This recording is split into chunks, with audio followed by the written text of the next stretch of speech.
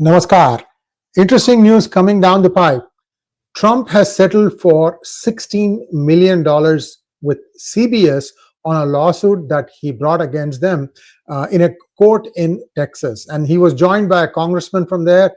And it is believed that the settlement amount will go towards Trump's future library, presidential library, and so on and so forth, that he would not benefit, nor will the congressman who got the suit.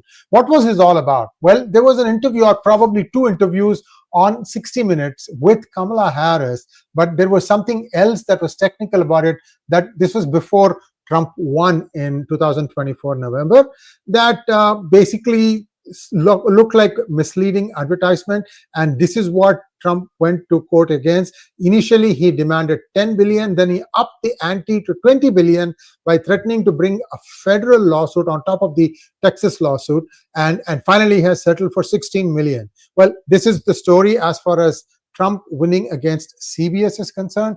Now, based on the coverage of the Iran war by CNN and New York Times, he's threatening to sue them again. And I'm going to talk to you a little bit, just 2 slides, to tell you what exactly is the crux of the problem here and whether he's going to succeed in this against CNN and the New York Times. Here we go. Let's take a quick look at the slide deck.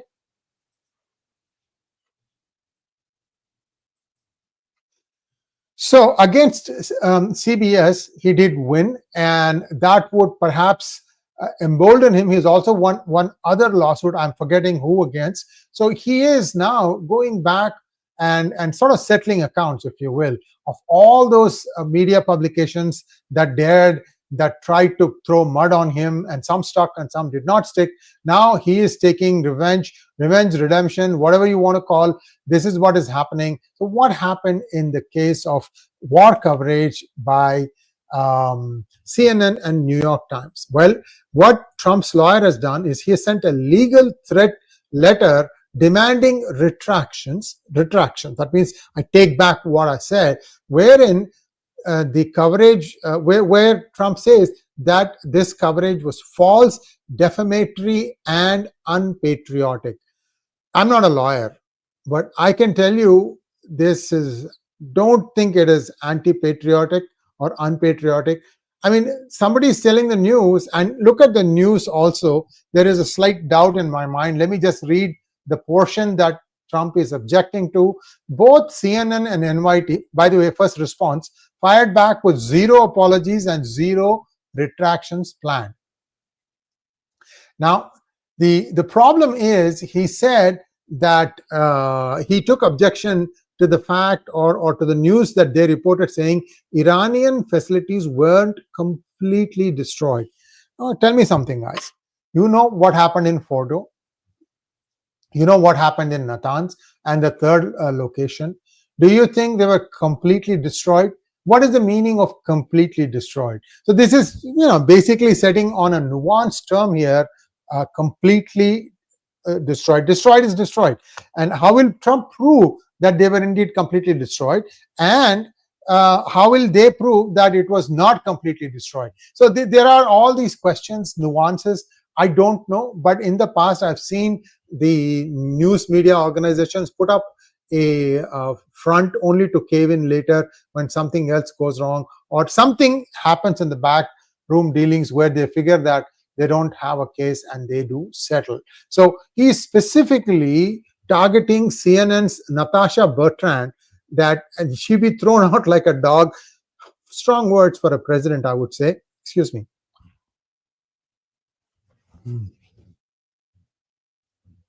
And that her reporting from Pentagon was not really accurate and was based on preliminary intelligence assessment, not the final one. Now, there are people who said that no, there isn't much evidence that it was completely destroyed, and there are people saying that no, the destruction is complete. Now, this is where things are standing. What do you think? I have been listening to a lot of commentators,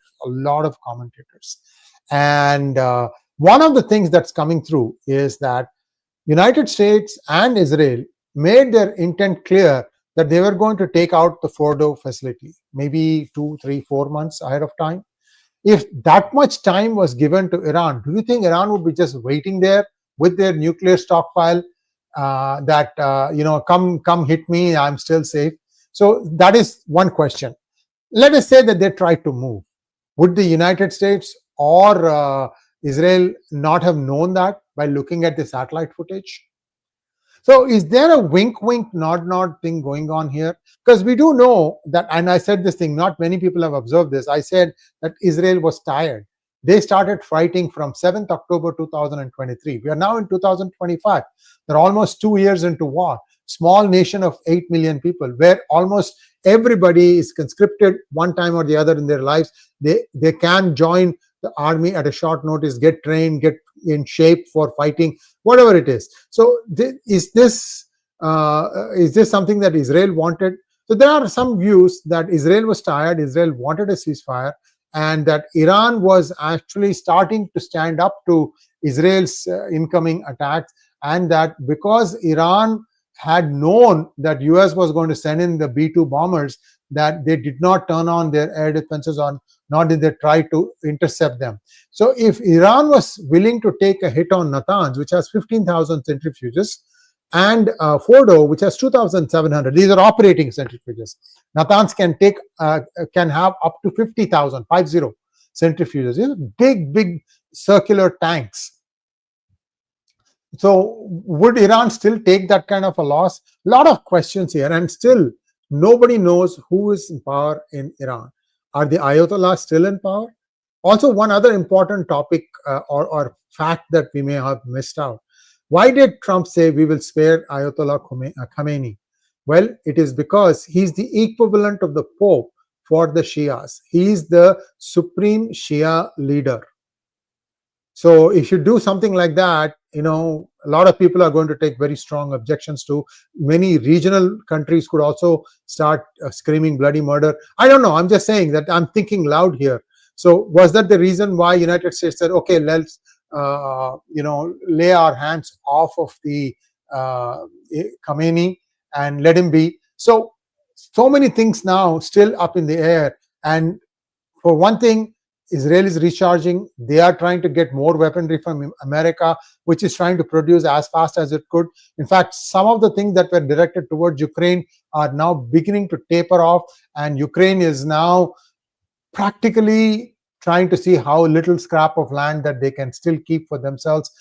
So that war is going in a very, very bad direction as far as Ukraine and the NATO countries are concerned. So there's nothing but just challenges, and more challenges for the Trump administration, who's trying to, see if he can make these wars to stop. And I don't think Russia is in a mood to stop. In fact, I also read somewhere today, Russia claiming that they have the Luhansk 100% under control, 100%.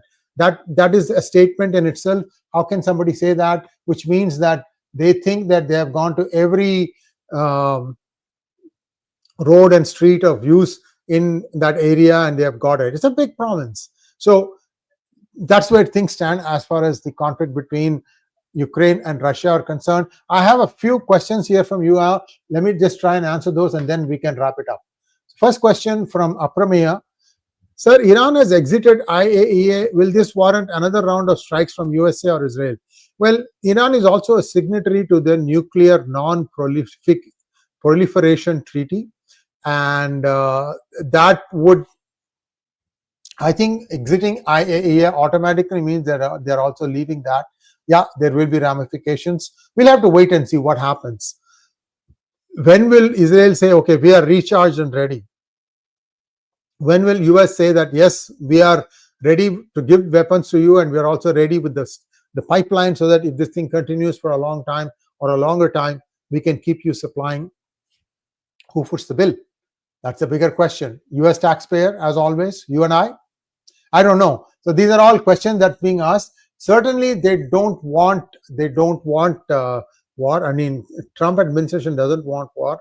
There are bigger financial changes coming to the world.